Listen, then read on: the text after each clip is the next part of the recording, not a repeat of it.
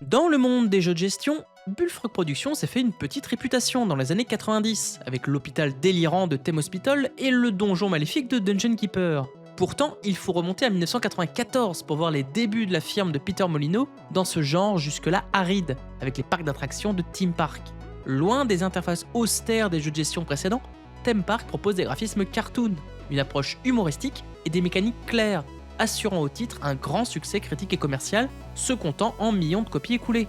Si l'influence du titre se fait ressentir dans les jeux de gestion de parcs d'attractions, de Roller Coaster Tycoon au plus récent Planet Coaster, elle se fait également ressentir dans tous les jeux de gestion, désormais plus accessibles que jamais. Le jeu de gestion semble ainsi se démocratiser à partir de Theme Park. Retournons donc sur un soft influent.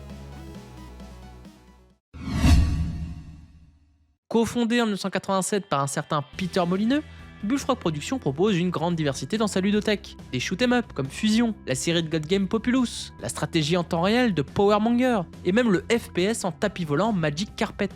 Reste qu'avant Theme Park, le jeu de gestion est déjà fondé. Au-delà des premiers jeux sérieux et expérimentations des années 60, on trouve ainsi des simulations d'offres et de demandes, comme la vente de limonade de The Lemonade Stand en 1973, où vous choisissez la publicité, le nombre de verres préparés et le prix de vente, principe qui sera allègrement repris dans de multiples adaptations, notamment pétrolifères. Le jeu de gestion moderne trouve quant à lui son origine avec Sid Meier's The Railroad Tycoon en 1990, où vous contrôlez une société de chemin de fer avec une interface graphique claire et des mécaniques en temps réel, qui inspireront un certain Chris Sawyer à proposer un soft encore plus abouti avec Transport Tycoon en 1994.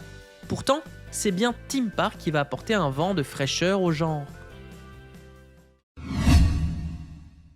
Dans Theme Park, vous êtes un mania des parcs d'attractions. Vous achetez votre premier parc et vous vous retrouvez face à un grand terrain vague qui sera votre terrain de jeu. Vous pouvez alors placer, outre les décorations, deux types de structures, les attractions et les services. Les attractions sont pour la plupart posées d'un seul bloc et ont des caractéristiques spécifiques, notamment pour leur manutention ou leur potentiel de fun.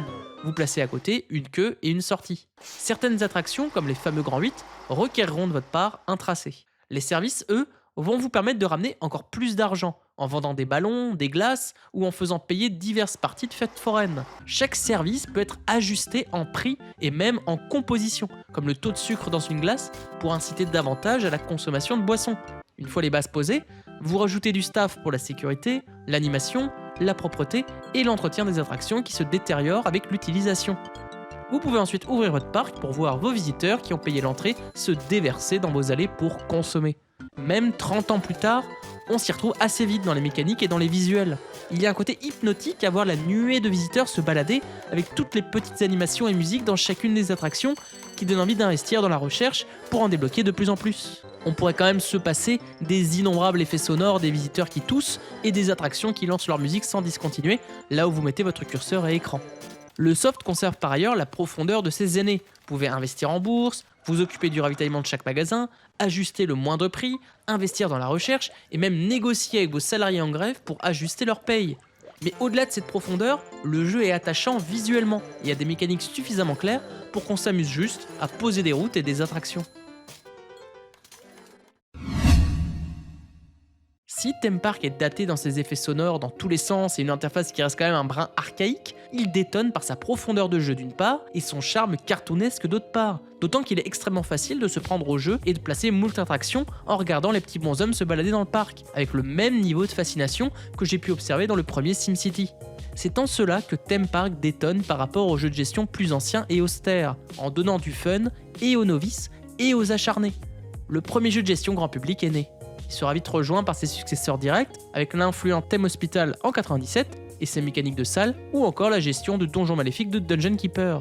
D'ailleurs, les derniers jeux de Bullfrog seront tous, à l'exception du dernier Populous, des jeux de gestion, que ce soit la gestion d'Aquarium sortie au Japon et sur PlayStation Theme Aquarium en 98, et les suites directes de Theme Park, avec Theme Park World en 1999 et Theme Park Inc. en 2001. Oui, on sentait un peu que l'inspiration pour le nom des titres commençait doucement à s'étioler. Le premier étant les possibilités avec plus d'attractions et de manières de gérer votre personnel, là où le second s'attarde sur les mécaniques de management plus que sur le fun des attractions. Bullfrog cesse finalement ses activités en 2004 pour être fusionné avec un autre studio, de l'inénarrable Electronic Arts.